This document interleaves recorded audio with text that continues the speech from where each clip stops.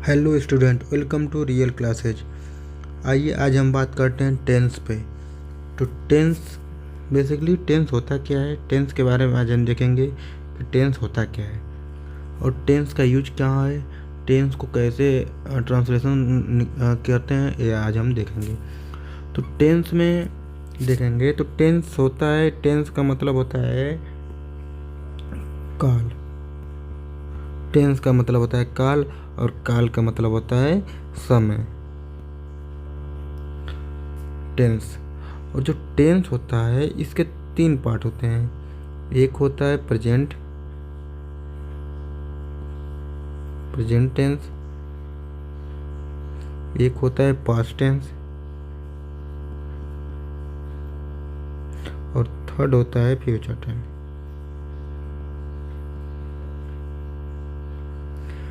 3 tense हैं, first है present, second है पास्ट और थर्ड है फ्यूचर टेंस। 3 प्रकार के होते हैं। प्रेजेंट टेंस का मतलब ये होता है जो इस टाइम चल रहा है। प्रेजेंट में, वर्तमान में, प्रेजेंट का हिंदी होता है वर्तमान काल। मतलब वर्तमान समय में इस टाइम जो चल रहा है वही क्या है, प्रेजेंट है। पास्ट टेंस का मतलब होता है भूतकाल।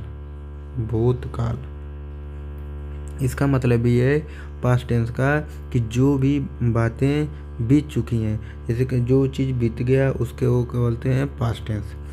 और फ्यूचर होता है भविष्यकाल। इसका मतलब ये होता है कि जो आने वाला टाइम है, आने वाले टाइम को हम बोलते हैं फ्यूचर टेंस। 3 टेंस होते हैं, प्रेजेंट, पास्ट और फ्यूचर। प्रेजेंट मतलब जो चल रहा है, पास्ट मतलब जो बीत गया और फ्यूचर मतलब होता है जो आने वाला है। अब इन तीनों के 4 पार्ट होते हैं। जिसे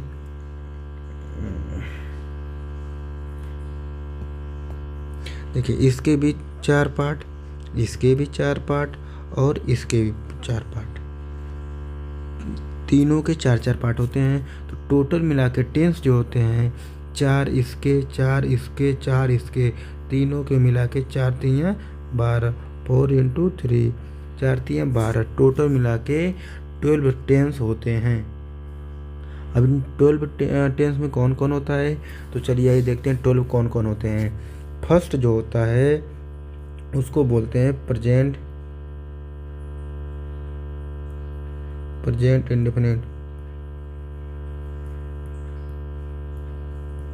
इंडेफिनिट टेंस। सेकेंड होता है प्रेजेंट कंटिन्यूअस।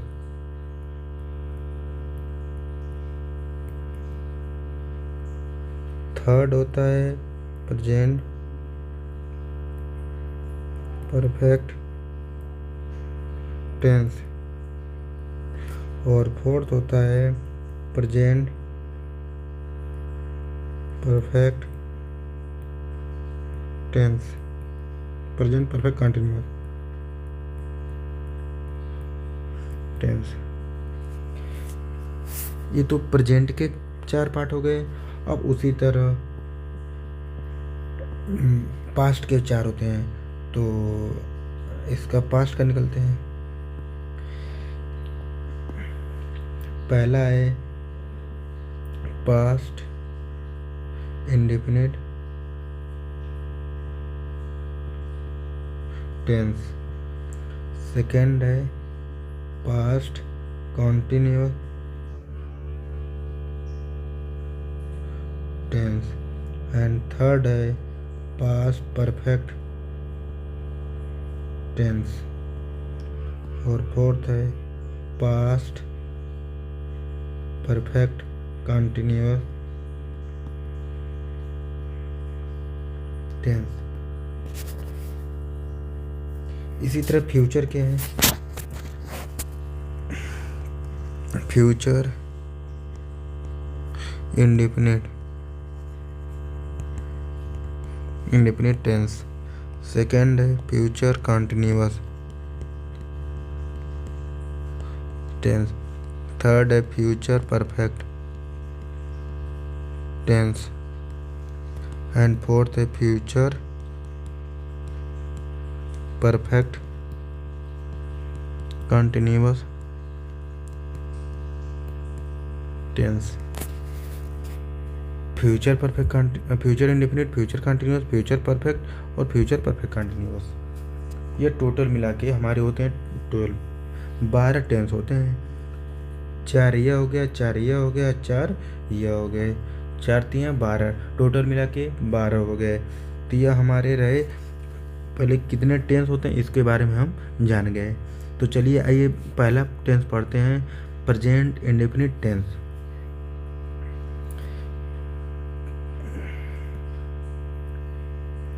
फर्स्ट टेंस पढ़ते हैं, present indefinite tense. Present indefinite tense, present indefinite होता क्या है, इसका पहचान पहले हम लिखते हैं। प्रेजेंट इंडेफिनिट की पहचान जो होती है, जिस हिंदी वाक्य के अंत में ता है,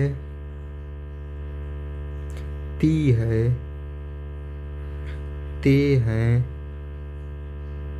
ता हूँ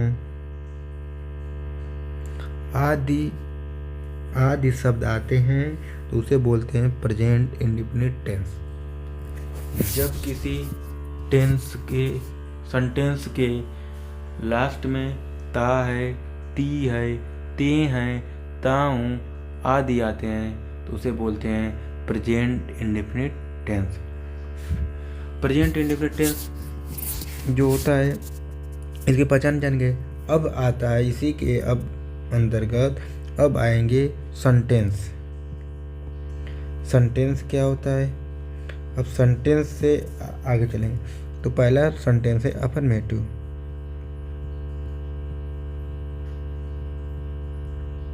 अफर्मेटिव सेंटेंस,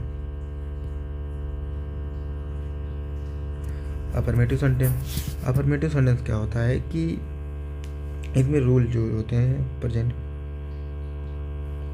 कि जब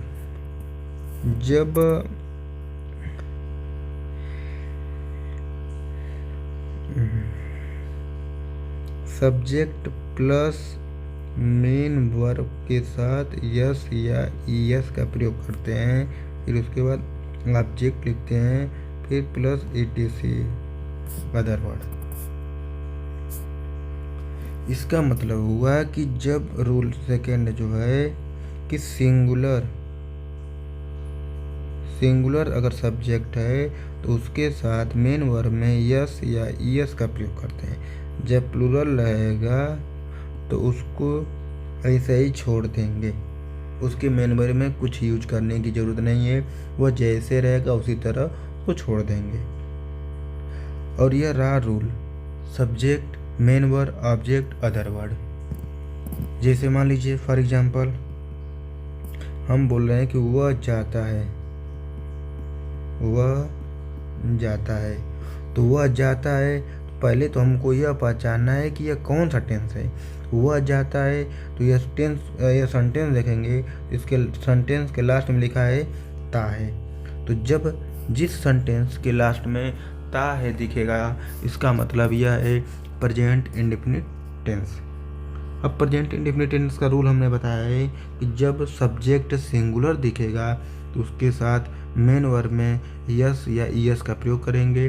अदरवाइज अगर वह सब्जेक्ट प्लूरल है तो उसको जैसा रहेगा उसी तरह छोड़ देंगे। तो वह जाता है, इसमें जो सब्जेक्ट वह है, वह को हम यह देखना है कि वह सिंगुलर है या प्लूरल। तो सिंगुलर वह जो होता है सिंगुलर होता है। सिंगुलर में कौन कौन आते हैं, जैसे यहाँ पे सिंगुलर देखिए, सिंगुलर में आते हैं ही, सी, इट और किसी का नाम, सब सिंगुलर है। प्लूरल में आ गया यू आ गया, दे आ गया और वी, ठीक है। तो ये हो गए प्लूरल। अब जैसे अभी इसको बनाना रहेगा तो क्या लिखेंगे, वह सब्जेक्ट है, सब्जेक्ट सिंगुलर है तो सिंगुलर ही लिख देते हैं। अब जाना, गो मीन्स जाना, अब यह सब्जेक्ट सिंगुलर है, उसके साथ मेन वर्ब में यस है, यस का प्रयोग करेंगे तो यहाँ पर हो जाएगा गोज। उसके बाद ऑब्जेक्ट इसमें दिया नहीं तो बस यहीं तक रहने देंगे। तो यह हमारा रहा वह जाता है, ही गोज। नेक्स्ट पे चलते हैं। बोले कि वे जाते हैं, वे जाते हैं। तो वे जाते हैं तो सब्जेक्ट इसमें क्या है, वे क्या है, प्लूरल है, तो प्लूरल के साथ लगाएंगे दे। अब जाना गो, अब गो हो गया। जब सब्जेक्ट प्लूरल हो जाएगा तो मेन में यस है, यस का प्रयोग हम नहीं करेंगे, तो जैसा रहेगा सेंटेंस जो उसी तरह उसी में छोड़ देंगे। ठीक है। अब सेकंड आते हैं नेगेटिव सेंटेंस।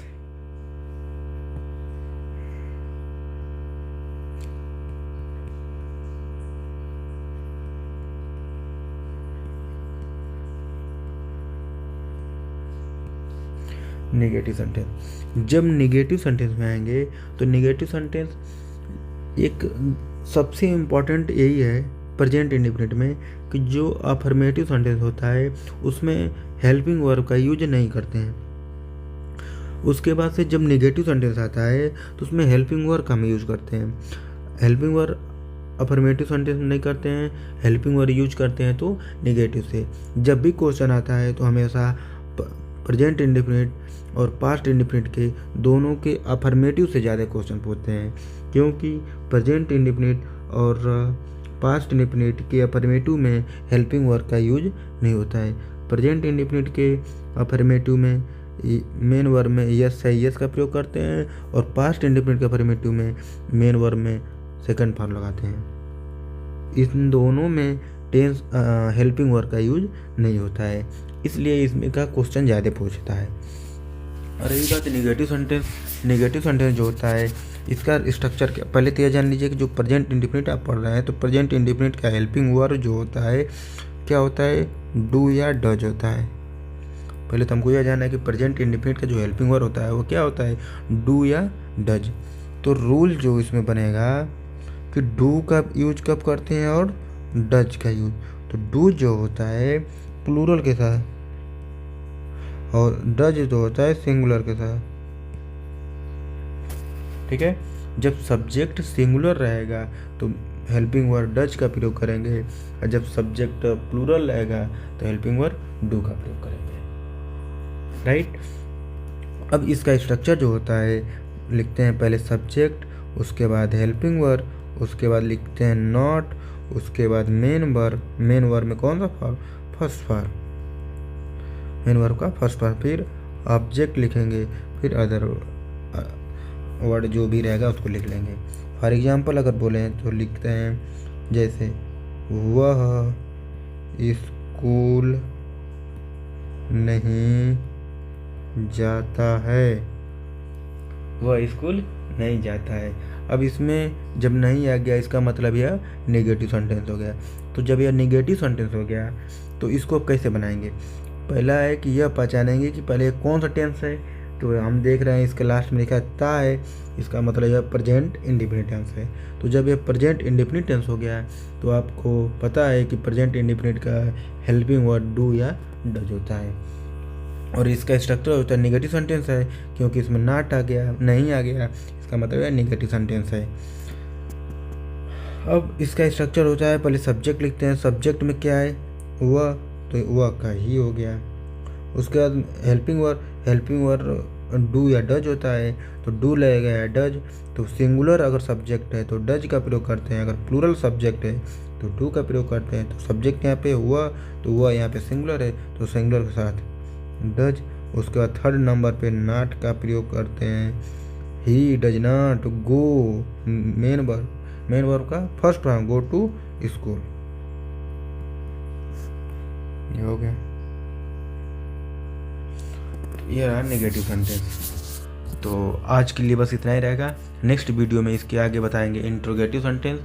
तो आज के लिए बस इतना ही। अगर वीडियो आपको अच्छा लगे तो लाइक शेयर सब्सक्राइब करिए, चैनल